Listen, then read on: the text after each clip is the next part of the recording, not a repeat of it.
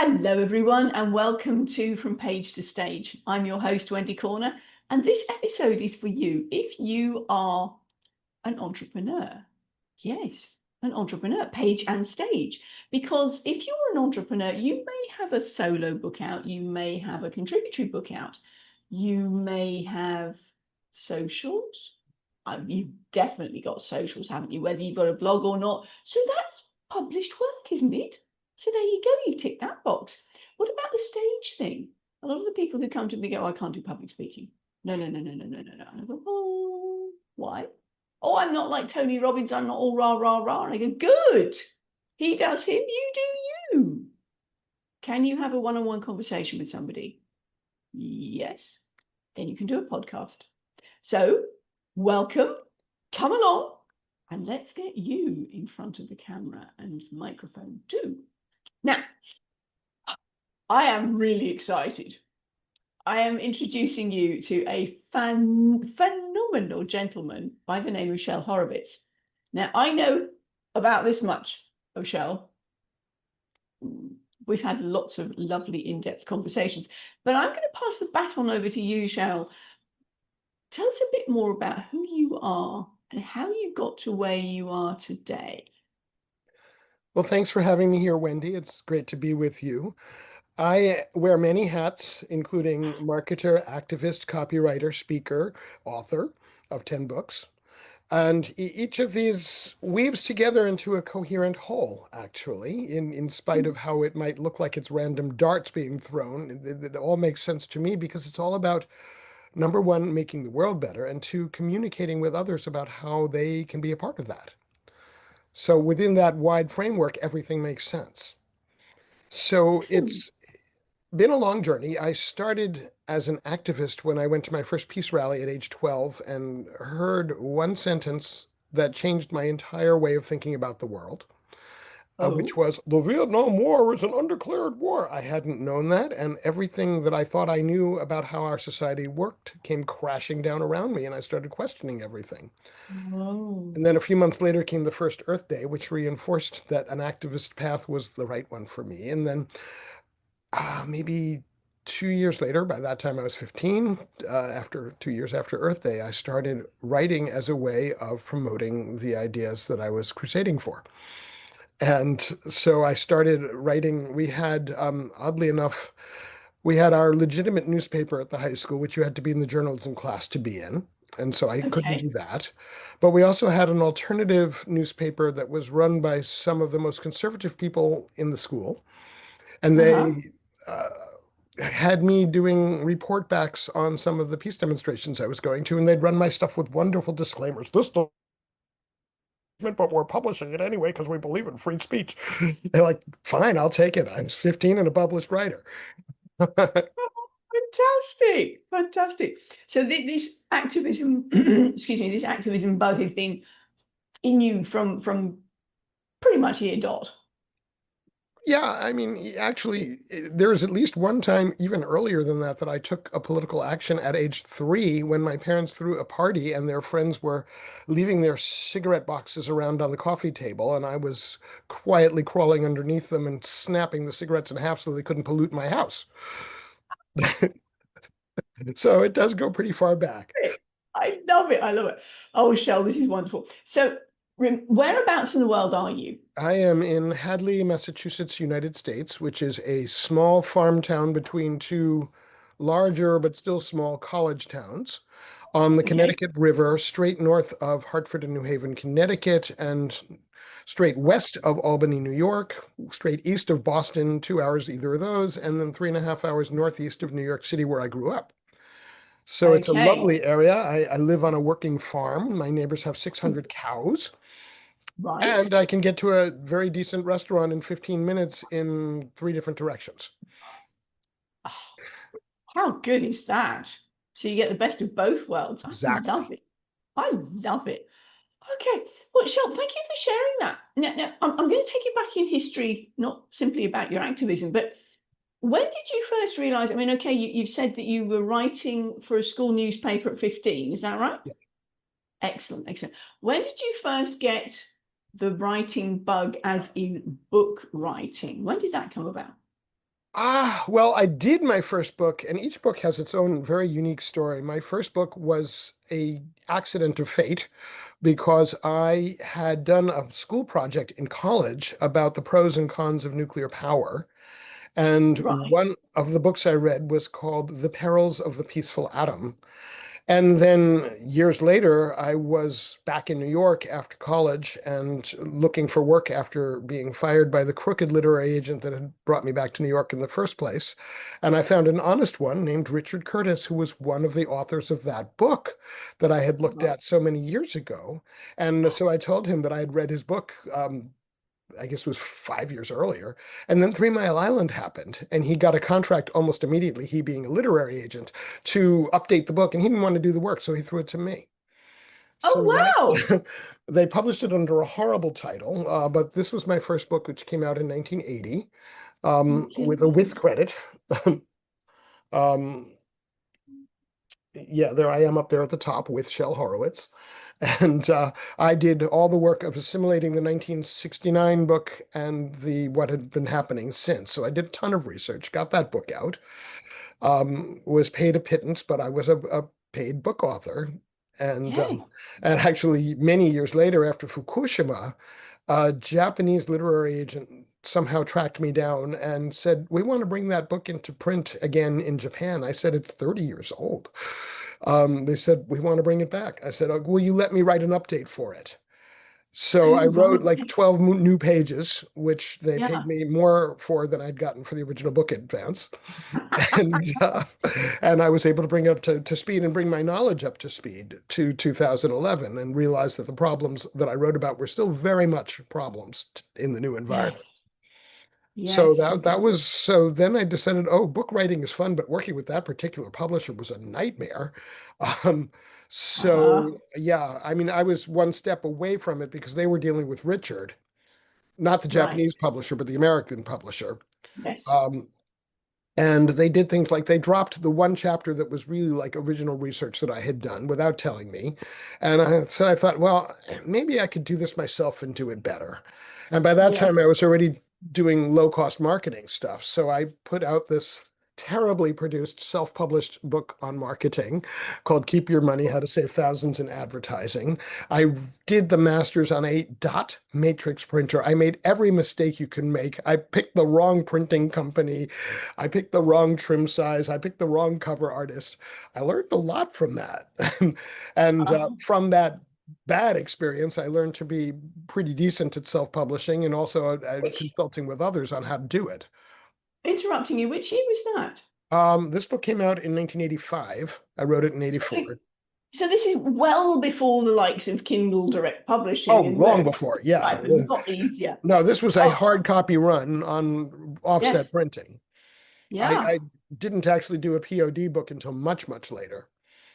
Right. So that one, then I started querying publishers and say, I'm now a two-book author, and I'd love to do a book for you on low-cost marketing. And I got an agent, and the agent sold to Simon and Schuster, Okay. and that was this one, Marketing Without Money, Megabucks. which is probably what I'm most well known for in the business world, is this book from 1993. Right. And then uh, I ended up buying back the unsold copies from them, and I used them in creative ways, such as I spoke at a conference and I let the organizer have a box that he paid for at very low price that he could give to early registrants as a registration bonus. And then I Nice. show up and I'm a known quantity because some of them have read my book, and I give the talk and, get maybe a couple of clients from that. And Yeah. then that book several years ago, I was on the floor of Book Expo America, which was at the time the largest trade show in the book industry in the United States. Uh-huh. And I stopped to chat with a guy at a booth with books that were mostly about sustainability, which has been an interest of mine for a very long time. And I pitched him actually on republishing a different self-published book that I'd done, my book on having fun cheaply, which is this one, The Penny Pinching Hedonist, came out in Right. 1985. He didn't want that one, but he wanted the marketing book.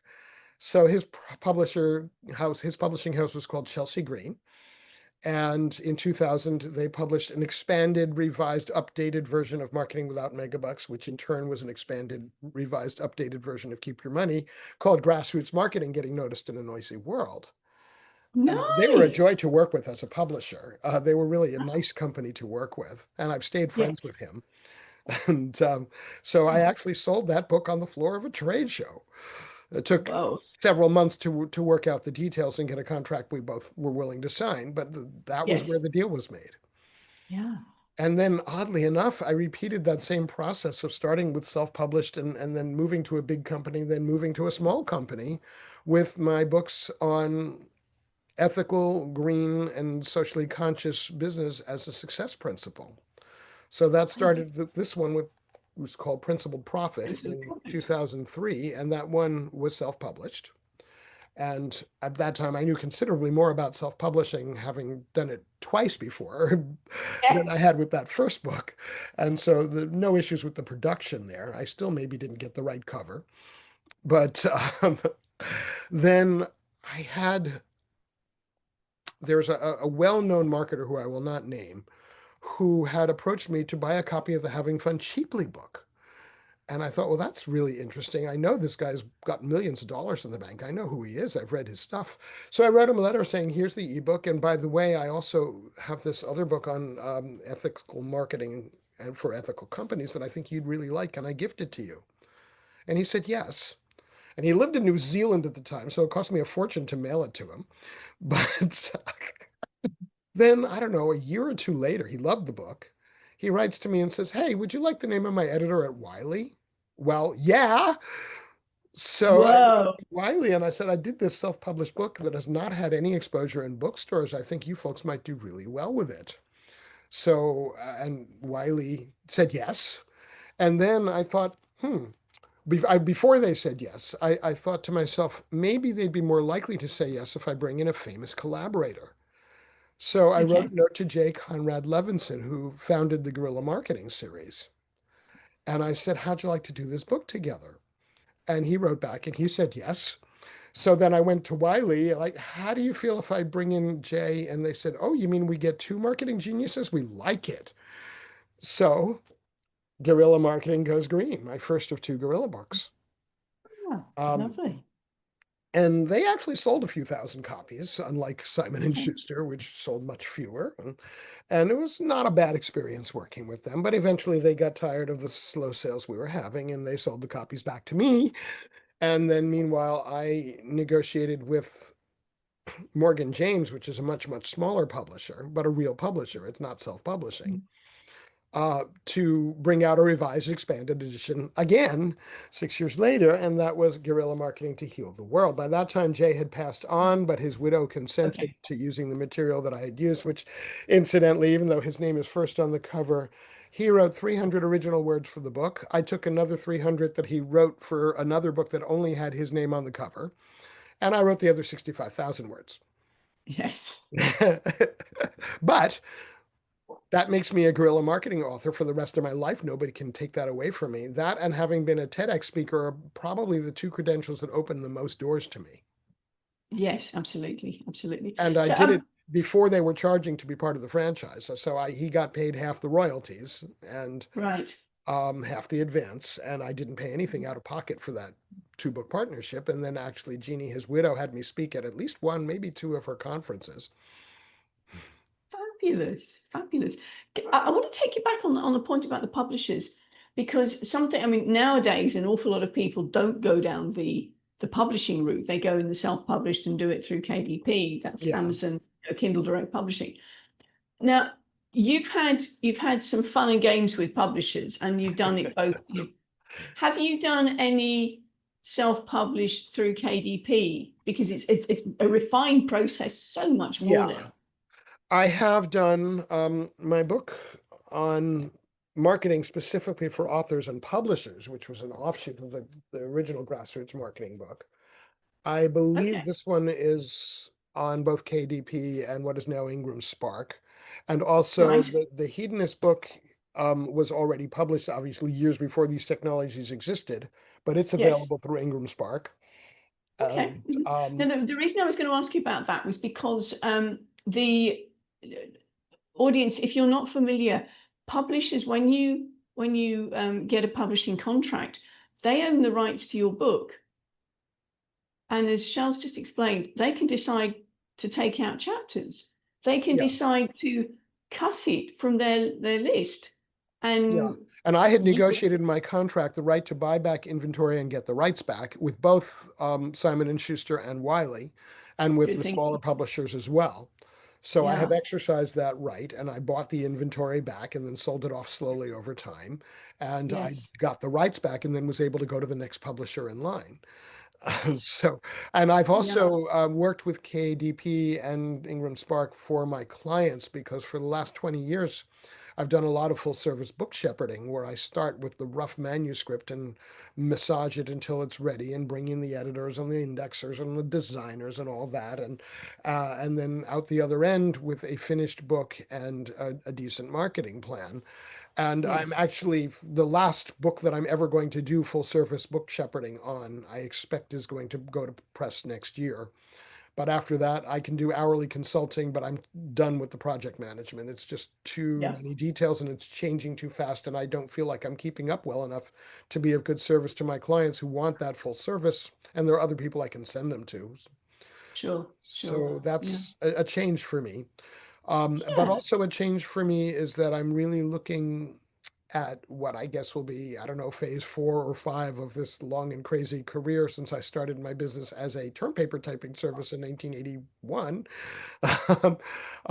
It's been for the last 20 years or so, between the book shepherding for socially conscious books and the consulting and copywriting for socially and environmentally conscious small businesses, what I've Mm-hmm. done for a living. And I now am working, I have a proposal done. I'm looking for a charity partner, which I want to have in place before I approach publishers, because I Okay. know that the conversation will be very different when you bring a platform, and I don't have a big enough platform on my own. So I'm Right. looking to partner with an elders' rights organization for a book on how to be an Mm. activist when you're old. And Okay. I'm going to be 70 in just over a year.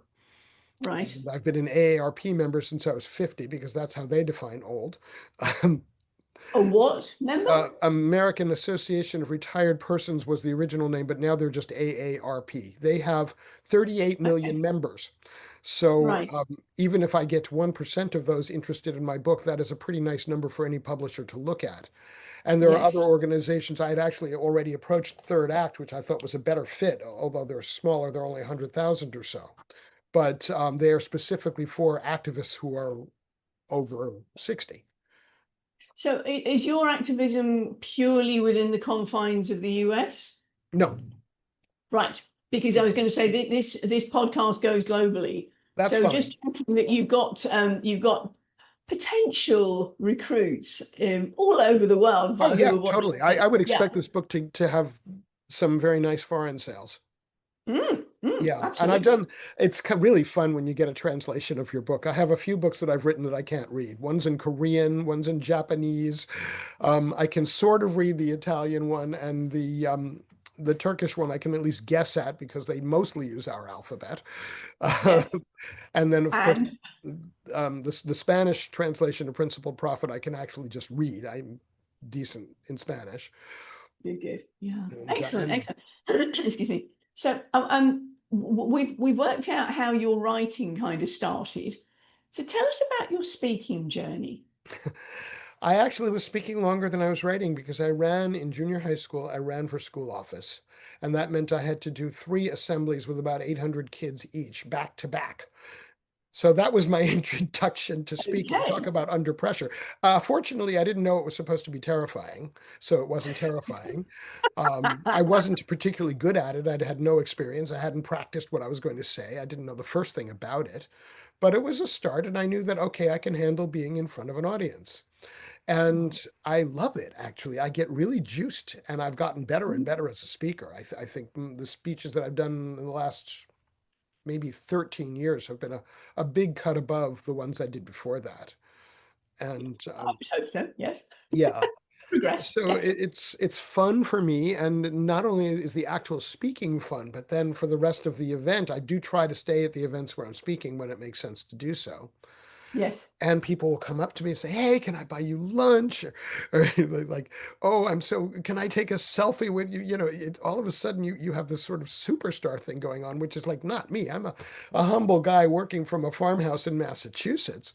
But it's It's that certainly, proximity thing. They've seen you on stage, therefore, woohoo, you're yeah. famous. And I figure It if they want to take a does. selfie with me, that means my message resonated with them. Exactly. Exactly. And Yeah. then if they say, do you ever work with people individually? Here's my business card. Yeah. Because for me, speaking is a gateway to the consulting and writing that I can get paid for. I like getting Exactly. paid to speak, but it doesn't happen often. Yeah. Yeah. But And I that's the don't pay point. to speak.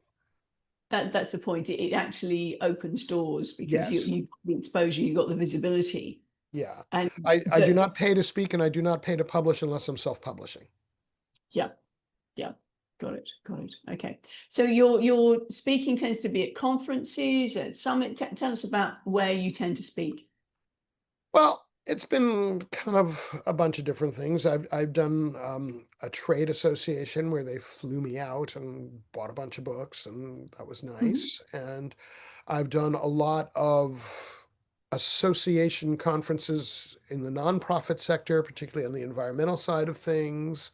I've Mhm. spoken at colleges and universities, and there's if anybody's wanting to do that, look for some talks by a guy named James Malinchak. I think it's Malinchak. He's kind of a Okay. hustler type, and I don't necessarily approve of all of his methods, but he knows more than anybody else walking the planet on where you can approach people at colleges and universities who have budgets. So Ah. find him speaking on a teleseminar somewhere for free or on a summit and listen to him, take a transcript, get whatever freebie he might be offering and then do your Mm. research from there because you'll have a lot easier time knowing that, okay, this department hires speakers and this student organization will hire speakers. Mm. Mm. Again, And obviously that's US based, no, so that's worldwide. You could do that that's anywhere. worldwide, is Yeah, it? why would you limit it to the US? Well, yes, indeed. I'm, You do have to have either a translator or somebody who speaks English, but I have done a conference in Turkey. yes. It was not an academic conference, it was a professional trade conference Hmm. for people who run call centers, which is something I know nothing about. But that's the one nice thing is if you speak about something where the skills are transferable over many industries, that positions you. Yes. Another speech that I got paid for very nicely was a trade association of people who buy and sell home notes, promissory notes, basically. And another industry I knew absolutely nothing Sorry, about. what? Um, like if you there's an industry in reselling loans, essentially, and this is sort Oh, of a okay. subset of that. It's a Right. specific Thank you. kind of loan that I didn't know Right. existed until one of my subscribers said, "Hey, I'm organizing this conference. Would you like to come speak in Las Vegas?" So now here's one thing I did that I think your listeners will really appreciate. When I have the opportunity to speak before an audience, and especially if it's an audience in an industry I know nothing about, I say to the organizer, would you like a couple of articles that you can run in your newsletter ahead of time, one a month for maybe 3 months? You don't have to pay for them, and they're not exclusive to you. And those articles are not industry specific, but they're about different types of marketing. So then I come to the conference and there's 6 sessions going at once. Like, oh, that guy gave us such good advice in their newsletter. Let's go hear him. And Oh, so I don't have to do the hard work of drawing people into the room. I did one conference where I was a keynote speaker and then also doing a workshop. So of course I made sure that the keynote was before the workshop and I could plug the yeah. workshop. I think I've actually done that at 2 conferences. And The marketer in action. yeah, so then you have a room of 30 and not 3. Yes, exactly. Yeah, because some of Nice. these Nice. conferences they've got 20 sessions at once and there's hardly anybody in the room. Yeah, exactly. Oh, it's the strategy involved, and that's where your marketing prowess comes in. Love it. Love it. Okay, so we've talked about your writing, we've talked about your speaking. Tell us what you're working on at the moment. Well, this book on activism for aging I really, really want to do that. And I've been working on finding a charity partner. I need to follow up with that large organization I mentioned earlier. And if Hmm. they say no or continue to ghost me, then I need to find the next organization and or perhaps go back to the first organization with a different approach and hit a different person, because I really think that first organization is just the fit like a glove partner for Yes. me. Yeah. And maybe I need to look at my materials and make sure I'm making it clear that I am expecting them to get paid per book a certain amount, whatever they negotiate with the publisher. Maybe it's $1 a book. So if I sell 30,000 copies to their members, that's $30,000 into their treasury, or Exactly. pounds or lira or yen or whatever it is. Yes. You know, it doesn't Yeah. matter um, what country you're working from. These principles apply. Exactly. Exactly. So, audience, if you fall into the more mature age bracket, actually, I don't class myself as mature. I may be older, but I'm not mature in any way, shape, or form. So Delicate at heart, as am I. just putting that out there, sort of, I intend to go sliding into my grave on a skateboard, going, "That was Yep. one hell of a ride." Yep. Not mature at all. So the people of a slightly older age, let's put it that way, midlife and on. Okay. Define midlife. Anyway, depends. What I'm saying is, if this is resonating with you, check out Shel's information in the show notes. Go get hold of him, because you could be somebody who is really helpful in any one of the countries that this podcast goes out Hmm. to. Yeah, and while there isn't yet any information on the Going Beyond Sustainability website about this aging project, there probably will be in the next few weeks when I get a chance.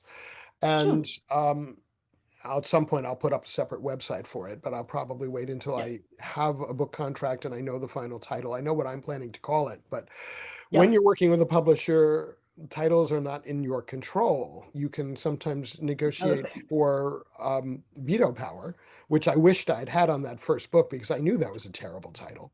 Nuclear Lessons. Well, it doesn't take a stand.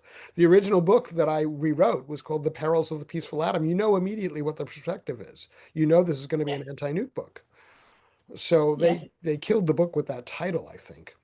Yeah. And but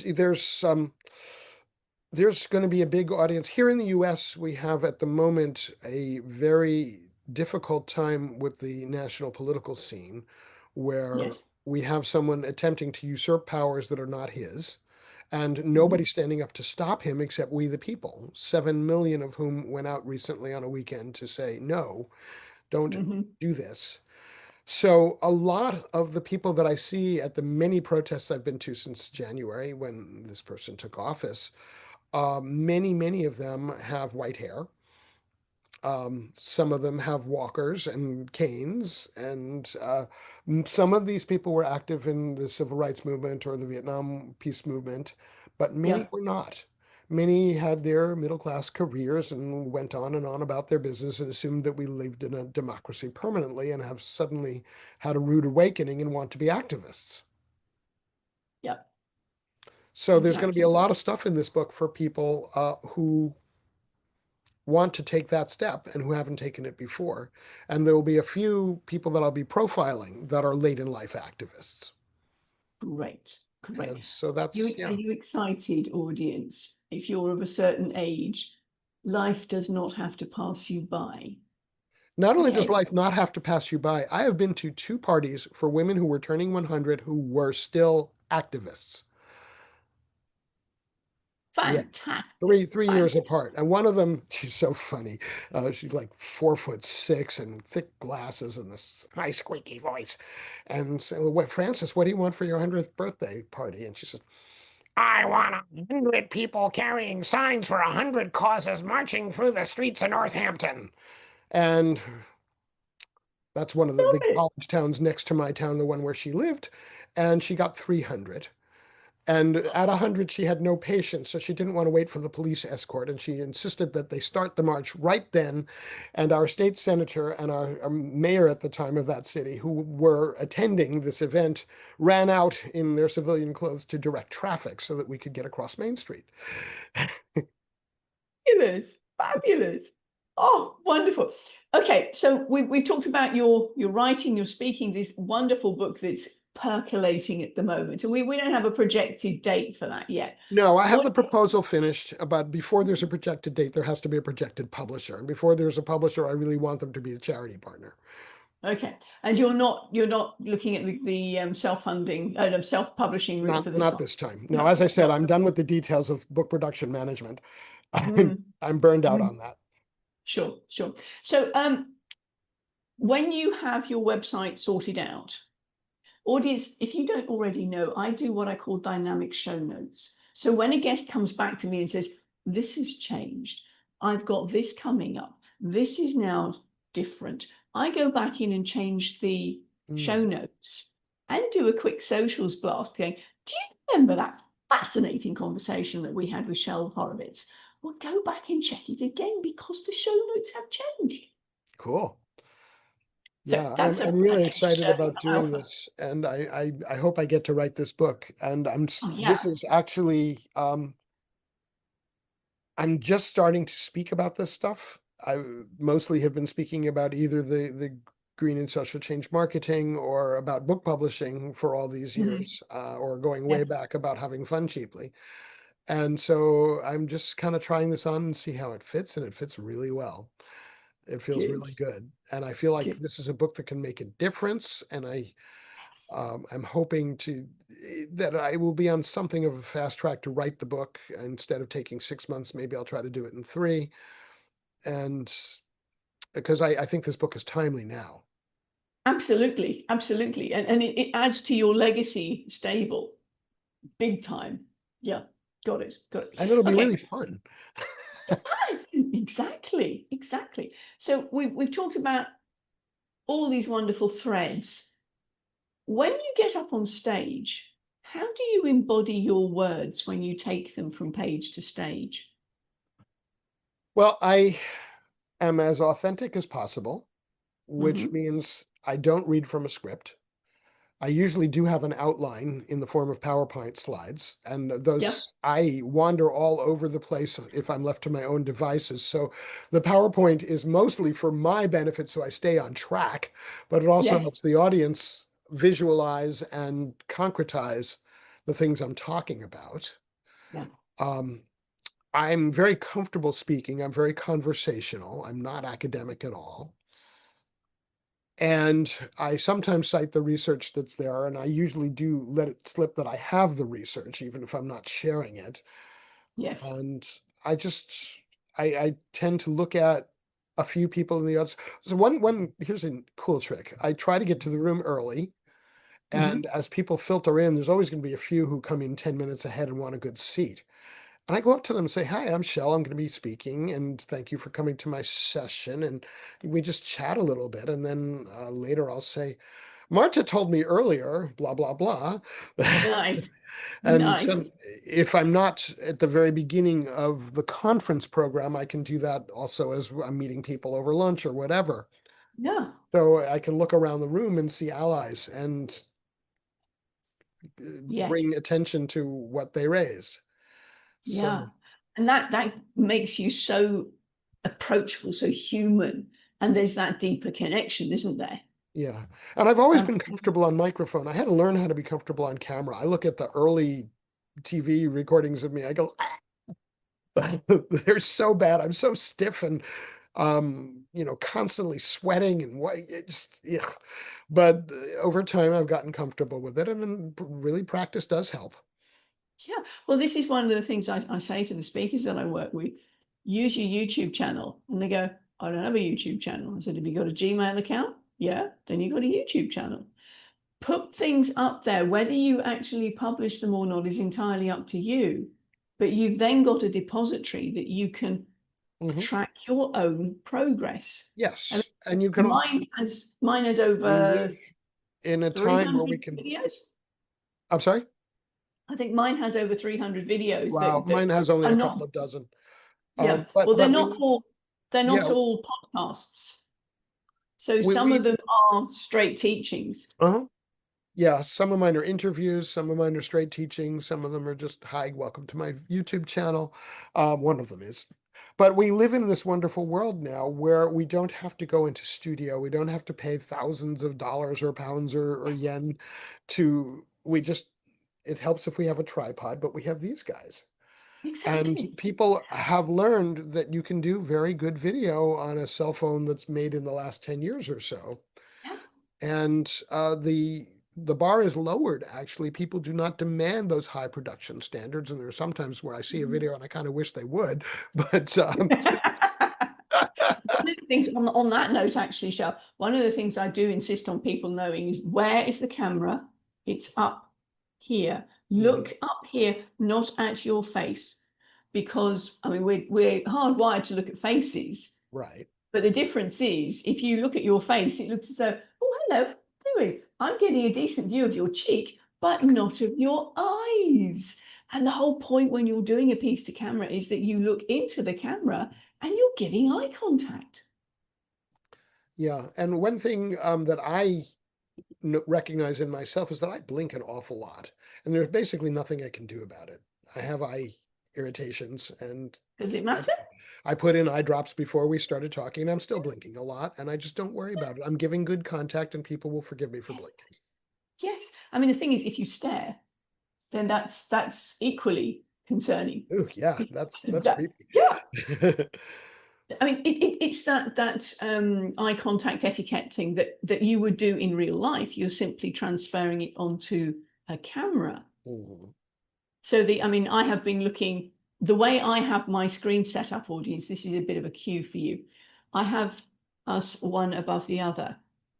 So rather than having people side by side, in which case you're looking at the face and we're having this lovely conversation, I have people one on top of the other. So here's the camera, here's Shel. Here's the camera, here's Shel. There's very little difference. So I Uh-huh. can happily look at him and come straight back to the camera.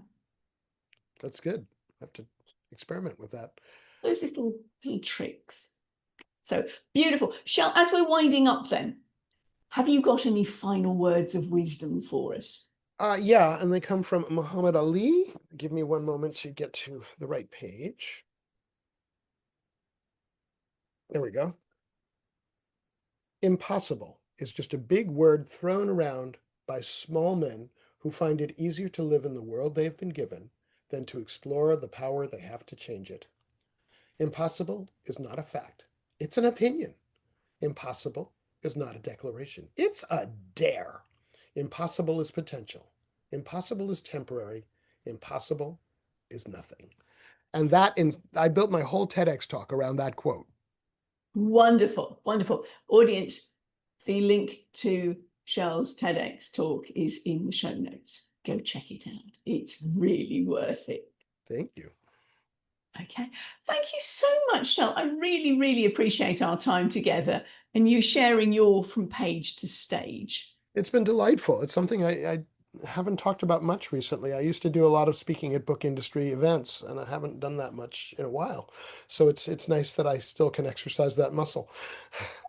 Absolutely, absolutely. From us, audience, bye for now.